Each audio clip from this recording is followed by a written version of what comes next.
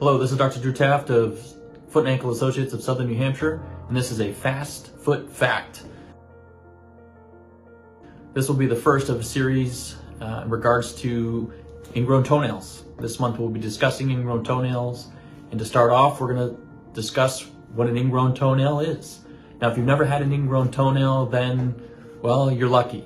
If you've had an ingrown toenail, then you can understand how uncomfortable and painful and debilitating these can be.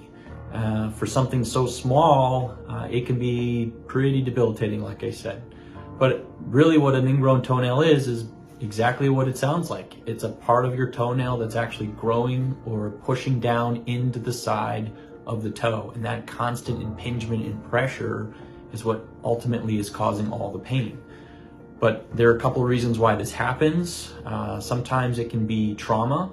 If you play sports or you're a runner or something bumps up against your foot or your toe, that can cause the nail to just be fairly traumatically pushed into the side of the toe, which can cause the beginning of the ingrown toenail that way.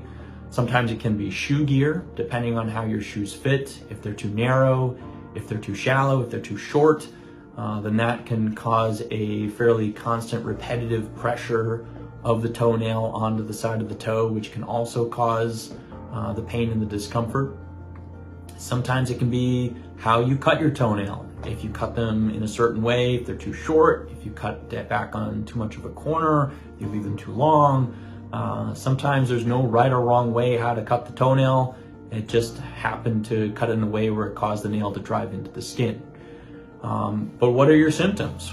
Well, obviously pain. When you're having pain around the toenail, that's usually a pretty good indication. But when it gets beyond that, when the symptoms progress, then you start to experience other things, including redness, swelling, and then sometimes you can actually start to see some drainage around the nail plate. And drainage can sometimes be blood. If the nail has actually started to pierce the skin, you can see bleeding.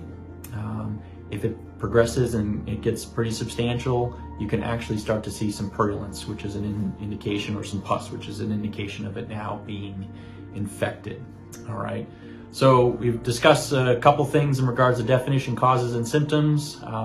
Stick around, and we will discuss some other components a little later on, including treatment and prevention. Thank you very much.